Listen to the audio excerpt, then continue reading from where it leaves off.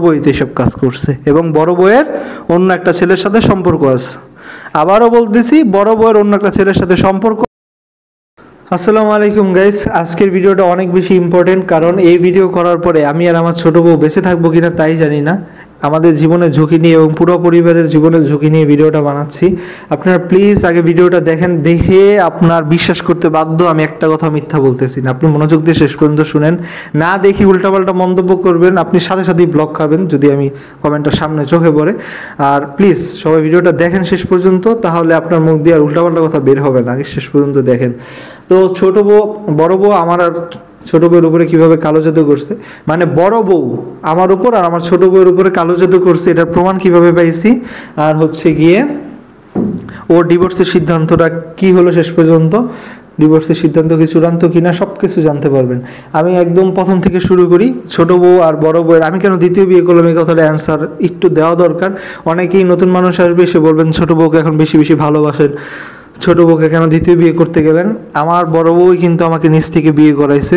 ওরা দুইজন best friend ছিল, বেস্ট ফ্রেন্ড থেকে সতীন হয়েছে। আর আবার আজকে একটা ঘটনা ঘটছে বাংলাদেশে, সবাই আমরা এই ব্যাপারটা নিয়ে দুঃখ প্রকাশ করতে বাধ্য। কারণ মেট্রো রেল আমাদের দেশে উন্নত জায়গাটা প্রজেক্ট আছে, তার মধ্যে মেট্রো রেল একটা। মেট্রো রেলের কি একটা বিয়ারিং না কি যেন পড়ে ফার্মগেটের এদিকে একজন লোক মারা গেছে, ওনার স্ত্রী আর একটা সন্তান ছেলে দেখলাম কিভাবে কান্নাকাটি করতেছে। তো আমারও যদি আজকে যে কোনো সময় যে কোনো একটা বিপদ হয়ে যেতে পারে, রাস্তাঘাটে তো চলাচল আমরা সবাই করি, হয়ে গেলে আমার ছোট বউয়ের কিন্তু বাবার বাড়ির সাথে কোনো সম্পর্ক নাই। সেটা ওর বাবার বাড়ি না, এরকম দেখেন। কয়দিন আগে একটা ভিডিওতে আমরা শেয়ার করছিলাম যে ছোট বউয়ের বাবা আইসিইউতে ভর্তি, ওর বাবা আইসিইউ থেকে সুস্থ হয়েছে, সুস্থ হয়ে জানাইছে যে আমি আইসিইউতে এতদিন ভর্তি ছিলাম। তারপর ছোট বউ জানতে পারছে ছোট বউয়ের মা একটা ফোন দেয় নাই, মা নাকি দুনিয়ার সবচেয়ে আপন। এইরকম মার উপরে বললাম না কথাটা, যাই হোক। এইরকম শাশুড়ি আল্লাহ কাউকে না দেখ, কলঙ্ক শাশুড়ি নামের, এইগুলা কোনো শাশুড়ির মধ্যেই পড়ে না। আর একটা কথা কি, আজকে ওর আব্বু একটু আগে ফোন দিছে, ফোন দিয়ে উনি আবারও আইসিইউতে ছিল না, মিথ্যা বলবো না, উনি হসপিটালে ভর্তি ছিল অসুস্থ হয়ে, এবং এক সপ্তাহ পরে উনি সুস্থ। উনি নিজে আবারও জানালো, একই কাজ বারবার পুনরাবৃত্তি হচ্ছে। এবং ছোট বউয়ের ভাইয়ের বিয়ে হয়ে গেল, ছোট বউয়ের ভাইয়ের বিয়ে হয়ে গেছে, একটাবার জানায় নেই, ওর বাবাও জানায়নি। ওর বাবা মাঝে মাঝে শুধু কথা বলে, বাড়ির আর কেউই কথা বলে না আমার সাথে বিয়ের পর থেকে। তো ভাইয়ের বিয়ে হয়ে গেলো একটাবার, বাবাও জানায় নেই। মানে ওনারা, ওর বাবা হয়তো একমাত্র মেয়ে, বাবাদের কিন্তু মেয়ের প্রতি একটু টান বেশি থাকে, তাই মাঝে মাঝে আর কি আবেগে ফোন দিয়ে ফেলে, কিন্তু আসলে সম্পর্ক ওর বাবার বাড়ির সাথে কারোই নেই। শুধু দুনিয়াতে আপন বলতেছিলাম আমি আর আমার বড় বউ। এই বড় বউ ওর ক্ষতি কীভাবে করতে পারে, যাই হোক। আর হচ্ছে কি যেন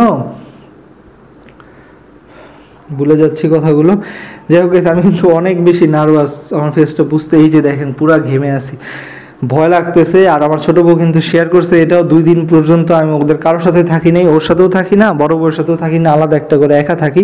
এবং আমরা কবিরাজের কাছে যাওয়ার পর কি বলছে ওদেরকে আমি শেষ পর্যন্ত শেয়ার করি না। আর এটা কিন্তু কবিরাজ না, এটা হচ্ছে হুজুর। নারায়ণগঞ্জে ওনার দুইটা মাদ্রাসা আছে, 2টা ছেলেদের মাদ্রাসা, একটা মহিলা মাদ্রাসা।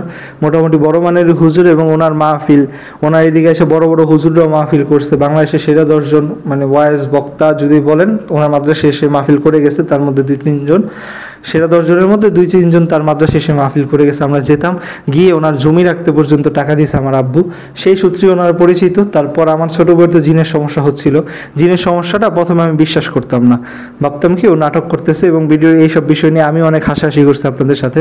তারপর অনেকজন কমেন্ট করছে, ভাইয়া এটা বোবা জিনের সমস্যা, এটা আসলেই হয়। আমি পরে আয়তুল করছি, নিজে নিজে পড়ি, তারপর অনেক আমল করছি, 33 আয়াত রুকিয়া শুনতাম, তারপর নিজেই সুস্থ হয়ে গেছি, এগুলো মানুষ কমেন্ট করতো। তো এটা দেখে আমিও ভাবলাম আচ্ছা ছোটো বউ নিজে নিজে আমল করতে তো সমস্যা নাই, ওকে একটা স্পিকার কিনে এনে দিলাম রুকিয়া শোনার জন্য, ও নিজে নিজে আমল করতো। তো করার পরে সমস্যাটা আরও বেড়ে গেল, ওর শ্বাসকষ্ট, মা কেউ একজন চেপে ধরতেছে, ঘুমের মাঝে মেরে ফেলবে, এই সমস্যাটা আরও অনেক বেশি বেড়ে গেছে।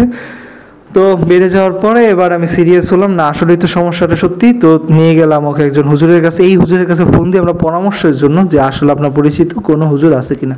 পরে উনি বললো আমি তো এইসব চিকিৎসা করি, বুঝতে পারছেন, আমি তো জানতাম না। পরে ওনার কাছে আমরা যাই, যাওয়ার পরে প্রথমবার বলে কি ওর সব কথা শোনার পরে তোমার সতীন এই কাজটা করছে, কিন্তু এই কথাগুলো বিশ্বাস করে না, চলে আসে, বলছে আপনি আগে ভালো করে দেখেন। আমরা ভালো করে দেখতে বলছি, এবং দেখার জন্য নেয় 300 টাকা, 500 টাকা, 300 টাকা নেয়। তো ওনাকে আমরা টাকা দিয়ে আসছি এবং পরের দিন যেতে বলে। পরের দিন আমার ছোটো বউ আর যেতে চায় না, বলছে আমার সতীনের নামে খারাপ কথা বলছে, আমি যাব না, কিন্তু আমি যাই। টাকা দিয়ে আসতে পারবো। উনি কিন্তু আমাদের পরিচিত মানুষ, বললাম না গেলেও তো জিনিসটা খারাপ দেখা যায়, অন্য মানুষ হলে না গেলেও পারা যায়, তো ওদের এদিকে জমি কিনা। তারপর পরপর 2বার করে গেলাম, দ্বিতীয়বার যাওয়ার পরেই হয়েছে যা গোটার ঘটছে, আমি সব আপনাদেরকে বলতেছি। তো এই কথাগুলো আজকে শেয়ার করবো। দ্বিতীয়বার উনি কীভাবে প্রমাণ করছে, আমার সামনে বসে প্রমাণ করে দিছে পুরো বিষয়টা, এটা আমি আপনাদেরকে শেয়ার করবো। তার আগে বলতেছিলাম কেন আমি দ্বিতীয় বিয়ে করলাম। তো মেট্রো রেলের এই যে আজকে মানুষটা মারা গেল, ওনার স্ত্রী আর বাচ্চাটা বসে বসে কাঁদতেছে। এই মেয়েটাকে, মহিলা আর স্ত্রী এখন করবে এটা কি, কে দেখবে? বাবা মা কয়দিন দেখবে? বাবা মারও তো বয়স হয়ে যাবে মেয়ের, তারপর ওনার একটা বিয়ে বসতে হবে, বিয়ে বসলে সন্তানটা শেষ। বা এখন সন্তানটা থাকবে কার কাছে? কি বাবা মা তো নাও থাকতে পারে। কি একটা বিশৃঙ্খল অবস্থা। আমার ছোটো বউয়ের যদি এরকম সমস্যা হতো আমি নিশ্চিত, আমি যদি মারা যেতাম আমার এটা নিয়ে ভয় থাকতো না, কারণ আমার ছোটো বউয়ের জন্য বড় বউ আছে, বড় বউয়ের জন্য ছোটো বউ আছে, দুজনের পাশে থাকবে। একজন যদি বাচ্চাদেরকে সামলায়, আরেকজন বাইরে কাজ করতে পারবে, যে কোনো কাজ করে সংসার চালাতে পারবে, বাসায় আরও ব্লগ করতে পারবে, ফ্রিল্যান্সিং করতে পারবে, একভাবে সংসার চলে যাবেই। আমি কোনো দিন চিন্তা করতাম না। কিন্তু এখন ছোটো বউয়ের যদি আপন বড় বউ না থাকে, তাহলে আর কি করার। তো ইনশাআল্লাহ আগে শেষ পর্যন্ত শোনেন কথাগুলো। এই হচ্ছে কি আমার দ্বিতীয় বিয়ে করার কারণ আমার বড় বউই আমাকে বিয়ে করাইছে ওর সাথে। ওরা দুজন বেস্ট ফ্রেন্ড ছিল, এবং কথা ছিল এটাই যে আমার বড় বউ আমাকে এইভাবে বুঝাইছে, বিশ্বাস করেন এইভাবে বুঝাইছে যে আজকে আপনার একটা বিপদ হওয়া মানে কি আমাদের 2 বান্ধবীরই বিপদ হওয়া। তো আমি ভেঙে পড়বো না, আমার সবসময় পাশে একজন মানুষ থাকবে। এবং আমার বড় বউয়ের সাথেও বাবা মায়ের কোনো সম্পর্ক নেই, একদম কোনো সম্পর্ক নাই। বড় বউ তো আমাকে ভালোবেসে বিয়ে করছে, ওর বাড়ি খুলনা, আমার বাড়ি নারায়ণগঞ্জ, আমাদের লাভ ম্যারেজ, ফেসবুকের মাধ্যমে রিলেশন। এটা বিস্তারিত আলোচনা, অন্য আলোচনার বিষয়। লাভ ম্যারেজ মানে লাভ স্টোরি শেয়ার করা, অন্য একটা ব্লগের, মানে এটা আলাদা একটা ব্লগ হতে পারে লাভ স্টোরি শেয়ার নিয়ে। তো ওর সাথে আমার বিয়ে হয়, বিয়ে হওয়ার পরে ওর বাবা মায়ের সাথে টোটালি সম্পর্ক নষ্ট হয়ে যায়। তো নষ্ট হয়ে যাওয়ার পরে ওর কেউই নেই। আমার আম্মু আমি কিন্তু বাবা মায়ের একমাত্র সন্তান। আমার আব্বু আম্মু সারাদিনই দুজনেই জব করে, আমিও ব্যস্ত থাকি, ও একদম অন্যরকম মানে একাকিত্বে ভুগতে থাকে। শেষ পর্যন্ত বলে আমার বান্ধবীকে সতীন বানাবো। ওর মধ্যে একটা যুক্তি, আমার কেন বিয়ে করতে হবে, কেন আমরা সন্তান নেই, অন্য কিছু করি, এত কিছু। মানে ও যখন আমাকে বুঝাতে, একটা উদাহরণ ছিল এইটা, যে এই যে আজকে মেট্রো রেলে যে ঘটনা ঘটলো, আপনি যদি কিছু হয় বা আপনার হাত পায়ে আল্লাহ না করুক ভেঙে গেল, তখন আমরা দুইজন মিলে কিছু একটা করতে পারবো। মানে আমার সবসময় একটা সাপোর্ট থাকবে, এইরকম একটা ফ্রেন্ড। আর ওদের ফ্রেন্ডশিপটা এমন, একজন আরেকজনের জন্য জীবন দিতে পারে। এটার প্রমাণ আমি অনেক আগেও পাইছি, বারবারই পাই। তো এই সব কারণে আমি আর কি দ্বিতীয় বিয়েটা করি, ওদের ফ্রেন্ডশিপের কারণে। এবং ওর সাথে আমি একটা দিন পর্যন্ত কথা বলি নাই, ও আমার সাথে একদিন কথা বলে নাই। আমাদের দুইজনের বিয়েটা হয়েছে সম্পূর্ণ বড় বউয়ের দায়িত্বে, বড় বউয়ের ইচ্ছায়, এবং ওরা দুইজন আমাকে আবারও বিয়ে দিতে চায়। তো এই কয়েকটা দিন আগে ব্লগগুলো দেখছেন যে আমার তৃতীয় বিয়ে নিয়ে অনেক কিছু করতেছে, মানে ফ্যামিলিটা বড় করতে চায়, সুন্দর, মানে 4 জন সতীন হবে, অনেকগুলো বাচ্চা কাচ্চা হবে, নিজেদের একটা স্ট্রং ফ্যামিলি হবে। যেহেতু আমাদের রিলেটিভস নাই, কারোর সাথে কোনো ভালো সম্পর্ক নাই, বাবা মায়ের সাথে কোনো সম্পর্ক নেই, এবং আমারও প্রচণ্ড রাগ আমার শ্বশুর শাশুড়ির উপরে। আমি খারাপ, মানে আমি দ্বিতীয় বিয়ে করছি, আমি খারাপ। আমার ওনার মেয়েরাই কিন্তু বাধ্য করলো দ্বিতীয় বিয়ে করার মতো পরিস্থিতি তৈরি করতে, ওনারা মানতে পারে না। আমার দিন সারাদিন দুষতে থাকে।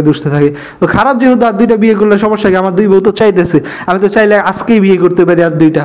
কিন্তু আমি এতদিন পর্যন্ত না না না না করে 4 বছর ধরে আমি 2 বোন নিয়ে সংসার করতেছি। 4 বছর আমি আর 2টা বিয়ে করতে পারতাম না, করিনি।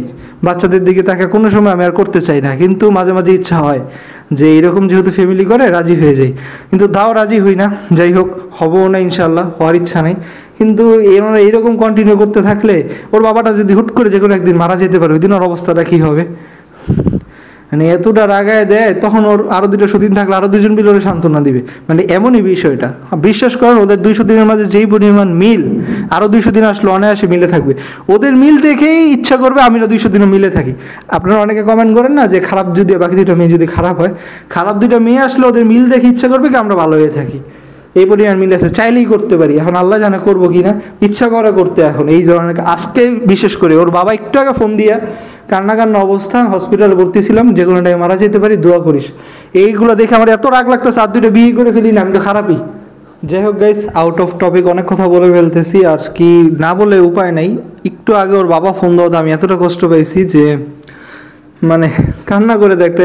ওনার বাবা আমার যতগুলো 2টা শ্বশুর বাড়ি, 2টা শ্বশুর বাড়িতে 2জন শ্বশুর 2জন শাশুড়ি, সবচেয়ে ভালো মানুষ ওরা। ওই যে ওর বাবা, এই মানুষটা কষ্ট পায়, মেয়ের সাথে সম্পর্ক রাখতে পারে না, শুধু তার ওর মার কারণে। ওর মা এতটুকুও চায় না যে আমাদের সাথে সম্পর্ক ভালো থাকুক, করে যদি খুশি 5,000 টাকা 10,000 টাকা দেয় বাড়িতে ঝগড়াঝাটি শুরু হয়ে যাবে, কিচ্ছু দিতে পারে না, কিছু করতে পারে না।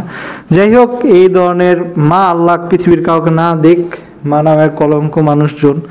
যাই হোক, তো এবার আমি অন্য কথা অনেক বলে ফেলতেছি, আরেকটু বলবো, আর 2 মিনিট বলবো, তারপর আমি মেন কথা শুরু করব। কিভাবে প্রমাণ পেলাম বড় বই কালো জাদু করছে আর ডিভোর্সের সিদ্ধান্ত নিয়ে কি হইতেছে। তো আমি কেন দ্বিতীয় বিয়ে করলাম ক্লিয়ার করতে পারছি। ওরা দুইজন নিজ থেকেই সতীন হয়েছে, এবং আমার বড় বউ ওরে বিয়ে করার আগে আমি তো রাজি ছিলাম না। আমি আমার বাবা মায়ের একমাত্র মেয়ে, এবং আমি নিজেই করছি অল্প বয়সে বিয়ে। আমি ইন্টার ফার্স্ট ইয়ার থাকতে বিয়ে করছি আর কি, আমার বড় বউকে ইন্টার ফার্স্ট ইয়ার থাকতে বিয়ে করছি। সেকেন্ড ইয়ারে পরীক্ষা দিব আর কি, আমি সেকেন্ড ইয়ারে, আমার বড় বউ ফার্স্ট ইয়ার, আমরা মাত্র 1 বছরের ছোটো বড়। তো বিয়ে করছি। আমার বাবা মায়ের উপর অলরেডি কিন্তু মান সম্মান একটা প্রভাব পড়ছে যে এত অল্প বয়সে ছেলে বিয়ে করছে, সবাই কিন্তু খারাপ বলছে। আমি কিন্তু খুবই ভালো স্টুডেন্ট ছিলাম, এসএসসি এইচএসসি সব কিছুতে আলহামদুলিল্লাহ রেজাল্ট জিপিএ 5। এটা কিছুদিন আগে কিন্তু আপনাদেরকে প্রমাণ সহ আমার এইচএসসি রেজাল্টের ব্লগে দেখাইছি। তো সব কিছুই আমি বাবা মায়ের একমাত্র ছেলে, নিজেদের বাড়িঘর সব কিছুই আছে, মানুষজন খারাপ বলার কোনো সুযোগ নেই। তো এই বিয়ের কারণে আমি খারাপ হয়ে গেছি। তো আবার দ্বিতীয় বিয়ে, তা আমার বাবা মা এটা কোনোদিন মেনে নেয়? আবার আমার উপরে আমি নিজেই বা এটা করার তো আমার কোনো প্রয়োজন, ওটা তো আমি চিনিই না, আমি কেন বিয়ে করতে যাব? আমি আমার পরিচিত কাউকে বিয়ে করলে সেটা হয়তো ভিন্ন কথা। তো শুধুমাত্র বড় বউয়ের বেস্ট ফ্রেন্ড, বড় বউয়ের পাগলামিতে বিয়ে করি। বড় বউ 2 দিন পর্যন্ত না খেয়েছিল। ওই সময় বড় বউয়ের মা বাবাও আসছিল, বাবা আসছিল, মা আসে নাই, বাবা আসছিল বোঝানোর জন্য, বুঝে পারে নাই। শেষ পর্যন্ত বেস্ট ফ্রেন্ড সতীন হবেই। কেন সতীন হবে? আজকে আপনারা যত সুন্দর, এটা সতীন হওয়ার সার্থক হয়েছে। আজকে আপনারা যত সুন্দর একটা সংসার দেখতে পারেন, মানে কিছু বিপদ তো সব সংসারই থাকে, কিন্তু দিন শেষে তো একটা হাসি খুশি পরিবার যেটা দেখতে পারেন, সেটা শুধুমাত্র ওরা সতীন হয়েছে দেখেই তো সম্ভব। আব্দুর রহমান, আমাতুর রহমান না হলে তো একটা বাচ্চা একা একা এখন থাকতো। 2 ভাই বোন কত মজা করে, মাশাল্লাহ মাশাল্লাহ। এই সুন্দর একটা পরিবারের লক্ষ্যে আমার বড় বউ তার বেস্ট ফ্রেন্ডকে সতীন বানায় আর কি। পরিবারটা অনেক বড় করতে চায়, বাচ্চা কাছে অনেকগুলো থাকবে, ধরেন 10-20টা বাচ্চা থাকবে, 4 জন মা থাকবে, সুন্দর একটা পরিবার, নিজেদের আপন একটা পরিবার হবে। এখন আমাদের সংখ্যা 5 জন, আমরা পুরো আপন, একদম নিজেদের মানুষ সব। এইরকম নিজেদের মানুষজন যত বাড়ানো যায়, মানে ভালোবাসার মানুষ যত বাড়ানো যায় হালাল উপায়, ওর চিন্তা ছিল এরকম। কারণ বিয়ে করা তো হারাম কিছু না, ঠিক না? আত্মীয় স্বজন 2 দিন আগে পরে আপনার ক্ষতি করেই, মা বাবাই সম্পর্ক রাখে না, একদম বাস্তব প্রমাণ। 2টা ফ্যামিলির 2টা বাবা মার একটা মা বাবা সম্পর্ক রাখে না। আমি তো কত ভুল করছি, আমার মা বাবা তো আমার ছেড়ে যায় না। আমার মা এখনও আমার পড়াশোনা করে, আমি কিন্তু এখনও রানিং পড়াশোনা করতেছি, কোনো কাজ সেরকমভাবে করি না। পড়াশোনা করলে আর কী কাজ করা যায়? পুরো একটা ফ্যামিলি চালানোর মতো সক্ষমতা আমার নাই। আমার মা এখনও সব কিছু চালায় যাইতেছে। তো কী কাজ করি সেটা আপনাদের সাথে 2-1 দিনের মধ্যে শেয়ার করব। আর কোন ভার্সিটিতে পড়াশোনা করি সেটা ভার্সিটির ব্লগে দেখাবো ইনশাল্লাহ। এই মাসে না, আগামী মাসে দেখাবো ভার্সিটির ব্লগটা। আর 2-1 দিনের মধ্যে শেয়ার করব কী কাজ করি। আর মানে বুঝাতে চাইলাম, আমার মা বাবা তো আমাকে ফেলে দিল না। মা বাবা হওয়া দরকার এইরকম, আমার আম্মুর মতো মা হয় না। এটা আপনার কিছুদিন আগে সবাই স্বীকার করবেন। আমার বড় বউ আগের মাসে ডিভোর্সের ভিডিওটা করলো, ডিভোর্স দিয়ে দিব, আমার মা কান্না করে করে নিজের বউরে বুঝাইলো। ও কিন্তু কুমিল্লার মেয়ে, আমার মাও কুমিল্লার। তো পারতই কিন্তু নিজের এলাকার মেয়েকে রেখে দিতে, বড় বউকে সরাই দিতে, চলে যেতে, কান্না করে করে বড় বউকে বুঝিয়ে রাখছে। এই মাসের ব্লগগুলো যারা দেখছেন কমেন্ট করবেন আমার আম্মুকে নিয়ে কেমন মানুষ। তো এনিও তো মা বাবা, আর ওর বাবা মারও মা বাবা, এগুলো আর কি। ওর বাবা নিয়ে কিছু বলতেছি না, ওর মারে নিয়ে বলতেছি। তো কোনো সম্পর্কই নেই। এমন মা, বাবা একটু কিছু করতে গেলেও করতে পারে না, ঠিক না? মিথ্যে বলতেছি আমি না? তো যেটা বলতেছিলাম আর কি, মা বাবা নাই, কেউই আপন না, সত্যিই সত্যিকারের আপন ওদের ক্ষেত্রে জিনিসটা। আর ওইটা তো বললাম, বাকি 200 দিন আসলে ওদের দেখে দেখে নিশ্চয়ই ভালো থাকবে। ভালো মানুষের সাথে থাকলে মানুষ ভালো হয়, খারাপ হয় না। তো গাইস, আর আমি নিজ থেকে তো বিয়ে করবোই না, এটা ওদের বিষয়। আর ওরা বিয়ে করাতে চাইলে, আমি তো এতদিন বলছি করবো না, কিন্তু আজকে আমার মেজাজটা গরম, তাই কি বলতেছি জানি না। যাই হোক, এবার তো গেল ক্লিয়ার আমি কেন দ্বিতীয় বিয়ে করলাম। আমার বড় বউয়ের কারণে বাধ্য হয়ে দ্বিতীয় বিয়ে করছি, এবং করার কারণে সার্থক হয়েছে। ওরা বিপদে একজন আরেকজনের পাশে আছে 4টা বছর ধরে, এবং আজ পর্যন্ত একজন আরেকজনের জন্য জীবন দিতে পারে। আর আরেকটা, তাক বেশি কথা হয়ে যেতে, এক্সট্রা কথা না যাই। এবার গাইস, মূল কথা, জীবনের রিস্ক নিয়ে শেয়ার করা শুরু করতেছি। কিভাবে প্রমাণ পেলাম বড় বউ আমার উপরে কালো জাদু করছে। তো আমাদের পরিচিত সেই হুজুরের কাছে গেলাম।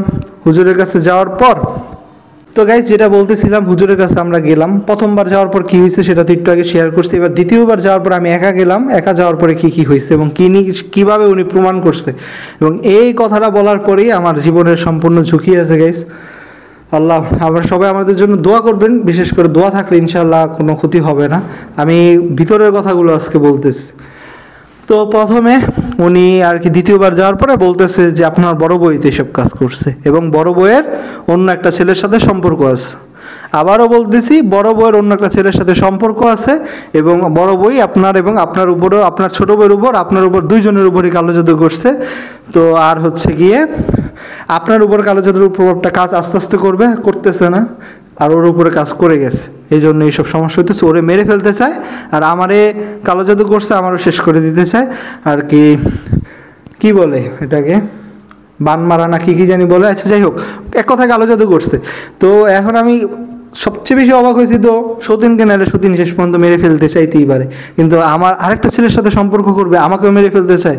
তখন আমি আর কি বিশ্বাস করতে কষ্ট হলো। আমি বলি, হুজুর এসব বলতেছেন যে ও যে আরেকটা ছেলের সাথে প্রেম করে, আমি তো কোনো প্রমাণ পেলাম না, আপনি কোনো প্রমাণ দিতে পারবেন বা কীভাবে প্রমাণ পাবো এটা যে সত্যি? আবারও বলতেছি, ও যে আরেকটা ছেলের সাথে সম্পর্ক করে, আমি তো কোনো প্রমাণ পাইনি আজ পর্যন্ত, আমার চোখে কোনো সন্দেহজনকও কিছু সৃষ্টি হয় নাই। তো আপনি কিভাবে বলতেছেন এটা প্রমাণ আমি কিভাবে পাবো? তখন বলে, আমি আপনার সামনে জিন ডেকে এনে প্রমাণ করে দিতে পারি। আমি আপনার সামনে এখন জিন ডেকে এনে প্রমাণ করে দিতে পারি।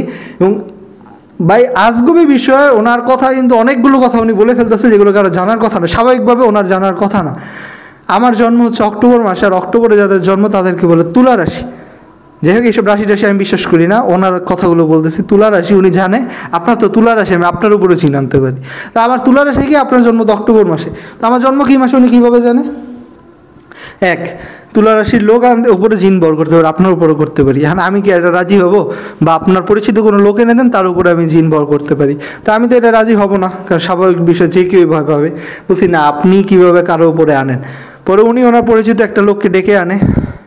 তো ওই লোকটা দেখতে হচ্ছে গিয়ে গাঁজাখোর আছে না, হিরুঞ্চি টাইপ গাঁজাখোর মানুষ আর কি, নেশা টেশা করে আসতে বুঝে যাইতেছে, একদম চিকুন, ওরাই মনে হইতেছে একটা জিন, এমন একটা অবস্থা। তো এইরকম একটা লোক একটা মাদ্রাসার প্রিন্সিপালের রুমের ভিতরে এসে বসছে। প্রিন্সিপাল বলতে ওনার 4তলা না 5তলা মাদ্রাসাটা, 3তলা, আচ্ছা যাই হোক এত ডিটেলস না বলি, ওনার পরিচয় ফার্স্ট করতে তো আজকে আসি নাই। তো আমার মাদ্রাসার রুমের মধ্যে বসলো। এই রুমে কোরআন মাজিদ, এই যে বিভিন্ন ইসলামিক ফ্রেম, দোয়া, কত ফ্রেম থাকে না কাজ করা, কত সুন্দর রুমটা। একটা অভিভূতি, এইরকম একটা মানুষ ঢুকছে, এরকম মানুষ তো এরকম সব রুমে ঢুকতে দেওয়ারই কথা না, ঢুকছে।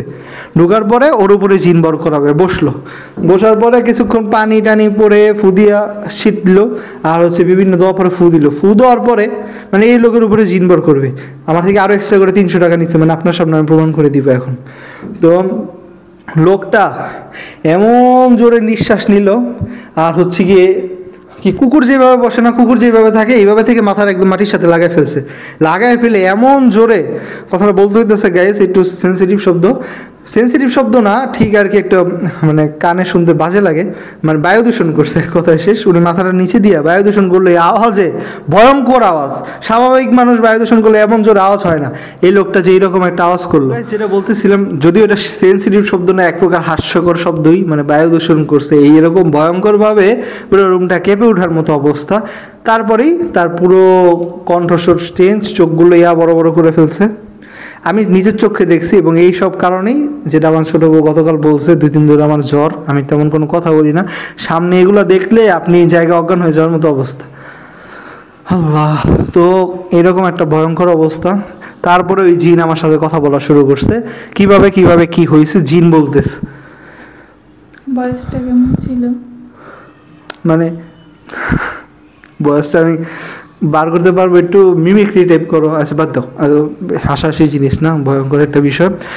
তো উনি এইরকম পরে জিনটা আসছে, একদম আল্লাহর কসম গাইস, বিশ্বাস করেন জিনটা ঠিক এইভাবেই আনছে। কি পানি পুরা ফুদিছে, একটু পানি ছিটা দিছে, কয়েকটা ফু দিছে, তারপর ও মাটির দিকে খেয়ে কুকুরের মতো শুইলো, উল্টো হইলো, এবার বিশাল জোরে বায়ু দূষণ করলো, পুরো রুমটা কেঁপে ওঠার মতো অবস্থা। এরপরে জিন হাজির।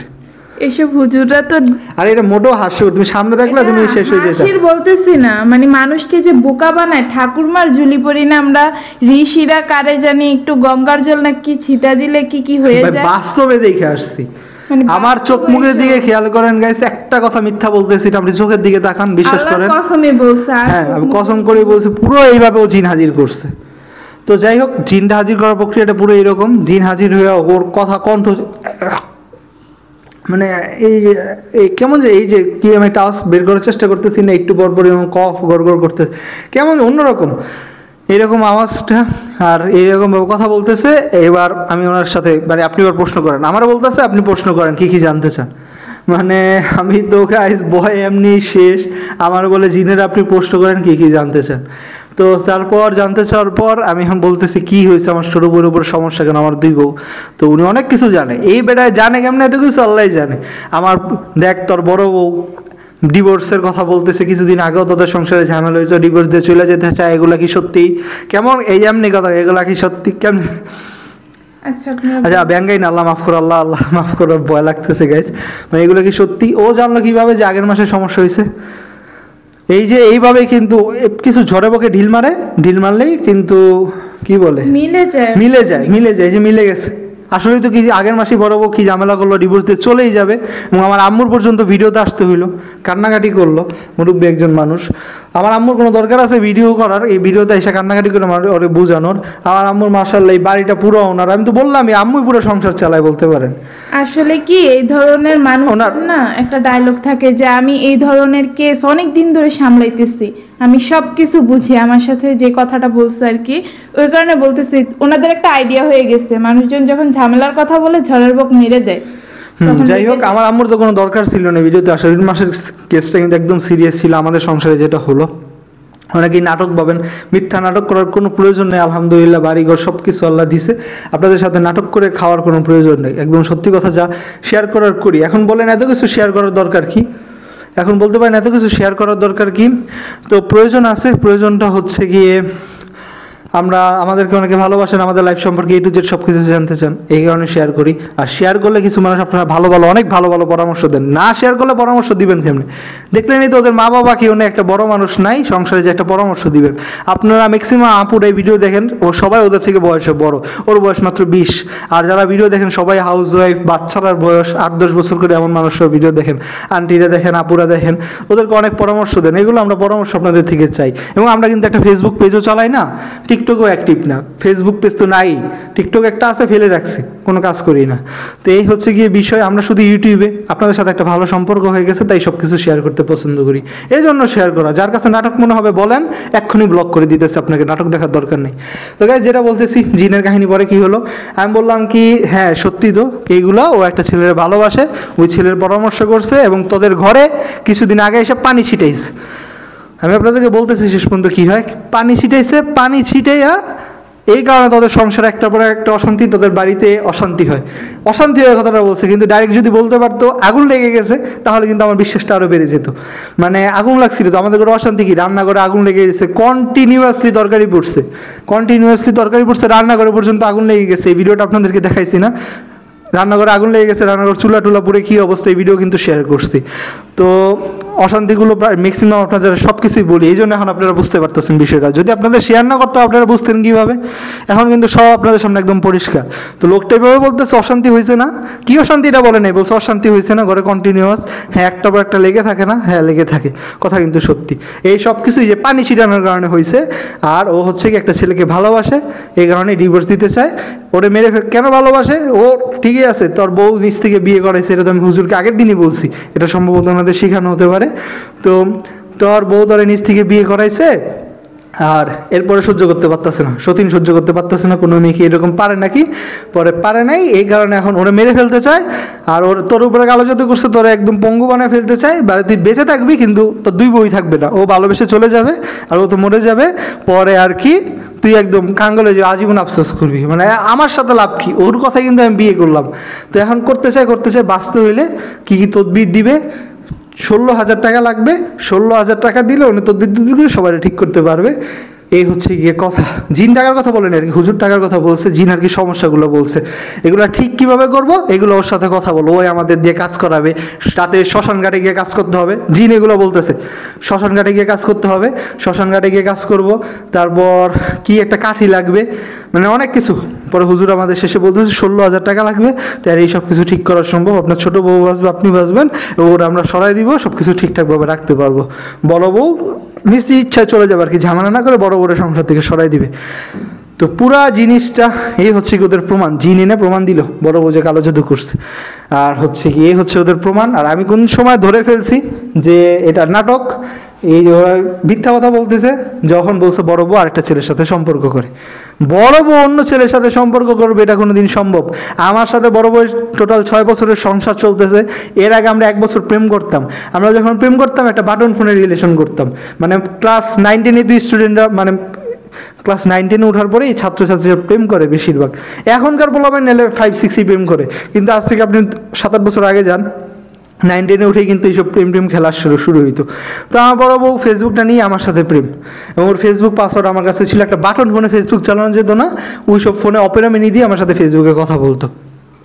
বড় বউয়ের কোনো সুযোগ নাই 2-3টা ছেলের সাথে প্রেম করবে, একটা বাটন ফোনে চালাইতে পারছে, এই তো বেশি। পরে আমি গিয়ে ওরা টাচ ফোন দিয়ে আসি, এর 2 মাস পরেই আমার কাছে চলে আসে, টাচ ফোন দেওয়া 2 মাস পরেই চলে আসে, বিয়ে হয়ে যায় আমাদের। তো এই হচ্ছে কি আমার বড় বউয়ের সাথে আমার সম্পর্ক। প্রেম করে বিয়ে, 7টা বছরের সংসার, নিজ হাতে সতীন আনলো, নিজ বাচ্চা কাচ্চা নিয়ে সব কিছু, সারাদিন বাচ্চাদের রাখে। এবং বড় বউ যে প্রেম করবে, বড় বউয়ের কাছে তো ফোনই নেই। ওরে ওই টাইমে মারামারি করতে ইচ্ছা করতেছিল, এবং ভয় পাইতেছে এই কারণেই, ওরা তো এইসব পারে, কিছু না কিছু তো পারে, নাহলে তো টিকে নাই, মাদ্রাসা করে খাইতেছে না, ক্ষতি করতে পারে। এই জন্য আপনাদের কাছে হাত জোর করে দোয়া চাই গাইস, কেউ যাতে ক্ষতি করতে না পারে, সব আমাদের জন্য দোয়া করবেন, এবং ইনশাল্লাহ আমরা আমল করার চেষ্টা করব। শেয়ার করতেছি কি পরিমাণ বদনামি করে, এইসব বিশ্বাস করে আপনারা কখনো নিজেদের মাঝে সমস্যা করবেন না। বুঝতে পারতেছেন গাইস কি পরিমাণ নাটক চলে পুরো দুনিয়া জুড়ে, এইরকম বাস্তব প্রমাণ হাজির করে দেয়। আমি আরও বলতেছি বিস্তারিত, একটু বলবো, আর 5 মিনিট বলি, এত কথা যেহেতু বলছি। আর কি কোন টাইমে ধরা খেলো যে এগুলো নাটক, যখন বলছে আমার বড় বউ প্রেম করে, ওই টাইমে তো আমি বুঝে ফেলছি ভাই এটা কীভাবে সম্ভব, কোনোভাবে সম্ভব না। কেন সম্ভব না বলতেছি। আর একটা কথা, প্লিজ আপনারা কেউ এইসব বিশ্বাস করবেন না। বাস্তবে জিন এনে হাজির করে সব প্রমাণ করে দিতেছে, বলেন আপনারা বিশ্বাস না করে যাবেন কই? মানে আমার ঘটনা তো এক জায়গায় ধরা খেয়ে গেছে যে বড় বড় রিলেশন করে এই কথা বইলা, নাহলে কিন্তু আমারও বিশ্বাস করাই ফেলছিল। আমার ব্রেন ওয়াশ করে আমার 16,000-20,000 টাকা, পরে আরও কত নেয়, লাখ লাখ টাকা হাতায় নিতে পারতো। তো মানে আমার মাইরা ফেললো, আমি মা বাবার, আচ্ছা যাই হোক, লাখ লাখ টাকা হাতে নিতে পারতো বিভিন্নভাবে ষড়যন্ত্র করে। এই যে এই জায়গায় ধরা খেয়ে গেল, আপনাদেরকে বোকা বানায় ফেলবে, এই জিন এনে দিল, সংসারের ভিতরের কথা বলে ফেলতেছে, এসব বলে আপনি তো নির্দ্বিধায় 1,000 টাকা দিয়ে এসে বলবেন যা বলো, আরে হুজুর তো সব জানে, সব করে ফেলতেছে, সামনে জিন আনছে, ওনার বিশ্বাস না করে কই যায়। কিন্তু এইসব এত কিছু করার পর ওরা ভণ্ড। প্লিজ কেউ এইসব জায়গায় যাবেন না, নিজেরা মরে যান, নিজেরা মানে কষ্টে নিজেরা ভিতরে মিল রেখে মরে যান। আপনার জামাই, অনেকে জামাই বোন মাঝে পেস লাগাই দেয়, সতীনে পেস লাগাই দেয়। আমার কথা হচ্ছে এখন বড় বউ যদি তোমার মেরে ফেলে তুমি মরে যাবে, দরকার নেই তোমার আর কোনো কারো কাছে যাওয়ার, নিজে ভালো হয় ভালো হবে। মানে এইসব জায়গায় জীবনও যাবে না, এটা বোঝানোর জন্য বলতেছি, বুঝছেন গাইজ? আপনার যদি আল্লাহ এসব ভণ্ড কারো কাছে যাবেন না, ওদের কথা পা দিবেন না, ডাক্তার দেখাবেন, নিজের আমল করবেন, ইনশাল্লাহ কিছু হবে না। এগুলো বিশ্বাস করলে আর ঈমান নষ্ট। হ্যাঁ, যাবেন তো খুবই ভালো হুজুরের কাছে যাচাই বাছাই করে যাবেন, যত ভালো হুজুরই হোক, যেই হোক, ওনার কথা বিশ্বাস করবেন না। যতটুকু আমল করা সম্ভব করেন, ভালো হইলে তো ভালো, নাইলে নেই, এই বিশ্বাস করার কোনো দরকার নেই গাইজ। তো আমি শেষ করি কথাটা, যখন বললো বড় বউ প্রেম করে, তো আমার বড় বউয়ের হাতে তো কোনো মোবাইলই নেই। আমার ঘরের 3টা মোবাইল, 2টা মোবাইল থাকে বড় বউয়ের কাছে। যদি বলতো ছোট বউ প্রেম করে, বিশ্বাস করতে পারতাম, কারণ আপনাদের কমেন্টের সব রিপ্লাই ছোট বউ দেয়, তারপরে ও ভিডিও বানায়, সব কিছু করে, সবাই ইনবক্সে রিপ্লাই ছোট বউ দেয়। আর 90% কাজ ও করে, 10% আমি করি বা আমার বড় বউ করে। মাঝে মাঝে বড় বউ তো একদমই করে না, 10% ধরে না, আমি 90%ও বড় বউ আর কি মাঝে মাঝে নিয়ে কমেন্ট দেখা 2-1টা রিপ্লাই দিলে দেয়। তো বড় বউয়ের হাতে ফোনই নেই, আরেকটা তোর পার্সোনাল ফোন ওর বাবা দিছে, ওই বিয়ের আগে থেকে ওই ফোনই এখনও চালায়। 2টা ফোন, আর বড় বউয়ের একটা ফোন আছে, ওইটা বাচ্চাদের কাছে সারাদিন থাকে, আর আমার কাছে থাকে, কারণ আমার তো ফোন নেই। একটা ফোনে ভিডিও হয়, একটা ওর ফোন, আমার তো ফোন কই, বড় বউয়ের ফোনটাই আমি চালাই। আর হচ্ছে গিয়ে আমার আগের যে ফোনটা ছিল এটা দিয়ে আর কি ভিডিও করে, ভিডিওর কাজ টাজ করে। আর বড় বড় আপনার কিছুদিন আগে দেখছেন আমি কম্পিউটার কিনে দিছি, 2 সপ্তাহ হয়নি। তো এটা দিয়ে বলতে পারেন কম্পিউটার দিয়েও তো চ্যাটিং করে কিছু করতে পারে। কম্পিউটার কিনছে 2 সপ্তাহ আগে, কিন্তু এই বন্ডরা তো বলতেছে, এই জিন তো বলতেছে 1 মাস আগে করছে, 1 মাস আগে ডিভোর্সের ঝামেলা করছে, 1 মাস আগে থেকে ও প্রেম করে। কীভাবে কি কোনো ডিভাইসই নেই ওর কাছে। কম্পিউটার কিনলাম 2 সপ্তাহ হয়েছে, কম্পিউটার ফ্রিল্যান্সিং কাজ করবে, কম্পিউটার তো আমরা সবাই ইউজ, হ্যাঁ সবাই ইউজ করে কাজ করে, কাজ তো আমি ডেলি দেখি কতটুকু আগাইছে কি আগাইছে। তো এই হচ্ছে কি বিষয়, বড় বউয়ের হাতে একটা ফোন নাই, বড় বউ কীভাবে প্রেম করবে, এই জায়গায় ও ধরা খেয়ে গেছে আমার কাছে। আমি হ্যাঁ ঠিক আছে করে আমি এসে পড়ছি। আসার পর আমি অসুস্থ, কী পরিমাণ যে ঘামাইছি, দেয়ালটা ভিজে গেছে, আপনাদের শেষে দেখাই দেবো না। এতগুলো কথা আপনাদের সাথে শেয়ার করলাম। আমি অসুস্থ হয়ে গেছি, জ্বর আসছে, তারপর ভয় পাইছি না, সামনাসামনি এইসব জিনিস দেখলে। আমি একা গেছিলাম, আব্বু আম্মু গেলেও তো, ও গেলেও তো একটা সাহস পেতাম। ভালো হয়েছে কাউরে নেই। আমি নিজে রিস্ক নিয়ে সব কিছু শেয়ার করলাম, দোয়া করবেন যাতে কিছু না হয়। নাটকটা কোন পর্যায়ে যায়, সামনে জিন হাজির করে সব প্রমাণ দেয়। তো আর ডিভোর্সের কথা যেটা বললাম, ডিভোর্সের সিদ্ধান্ত কি চূড়ান্ত কিনা, প্রশ্নই আসে না। মরে যাব, বড় বউয়ের সাথে আমার সম্পর্ক কোনো দিন আলাদা হবে না এবং ছোটো বউয়ের সাথেও হবে না। আমাদের তিনজনের সম্পর্ক আজীবনের, আলহামদুলিল্লাহ। 6 বছর বড় বউয়ের সাথে সংসার, ওর সাথে 4 বছরের। ছোটো বউকে বিয়ে করছি 4 বছর, ওদের 200 দিনের সংসারটাও তাহলে 4 বছর। ইনশাল্লাহ 5 বছরে পড়ে যাবে, 4 বছর কমপ্লিট হতে যাচ্ছে খুব। এই তো ফেব্রুয়ারিতেই, মার্চেই 4 বছর কমপ্লিট হয়ে যাবে, তারপর 5 বছরে পড়ে যাবে। সংসারটা আজীবন থাকবে, সংসারটা আজীবন থাকবে। এই ব্যাপারে আপনারা কখনো চিন্তা করবেন না। অনেক ঝামেলা হবে, ঝামেলা হবে, আপনাদের সাথে আমরা সবই শেয়ার করবো, কারণ আপনারাই আমাদের আপন। আপনারা আমাদেরকে পরামর্শ দেন, এর থেকে আমরা কিন্তু আমলে নেই। পরামর্শ নিয়েই কিন্তু ওকে রুকে শোনার জন্য আমি স্পিকারে এনে দিচ্ছি। তো নিজে নিজে আমলগুলো দিয়েছি, পরামর্শ আপনাদের থেকে আমরা নিব। বাজে কমেন্টগুলো ব্লক করে দিব, সমস্যা নেই। যখন আমরা টাকার দরকার নেই, আলহামদুলিল্লাহ আমার ফ্যামিলিগতভাবে আমাদেরকে যথেষ্ট স্টেবিলিটি আছে, আলহামদুলিল্লাহ। তো আর নিজে তো পড়াশোনা করতেছি, শেষ হয়ে যাবে, তখন ইনশাল্লাহ নিজেও কিছু করতে পারবো। সবাই দোয়া করবেন। আমার ভর্তি পরীক্ষা হচ্ছে গিয়ে নর্থ সাউথ ইউনিভার্সিটির পরীক্ষার নাম বলে দিলাম 28 তারিখে। আর হচ্ছে আমি একটা ইউনিভার্সিটিতে পড়ি, এটা ছেড়ে দিতে চাচ্ছি, একটা ভালো সাবজেক্টে ভালো ইউনিভার্সিটিতে ভর্তি হতে চাচ্ছি। ইন্ডিপেন্ডেন্ট ইউনিভার্সিটি পরীক্ষা 7 তারিখে। তো ইউনিভার্সিটির এক্সামের ব্লগগুলো দিব, আর চ্যালেঞ্জ ব্লগ শুরু হবে আগামীকাল থেকে, 1 তারিখ থেকে। কিন্তু আমি আগামীকাল যাচ্ছি একটা দিতে।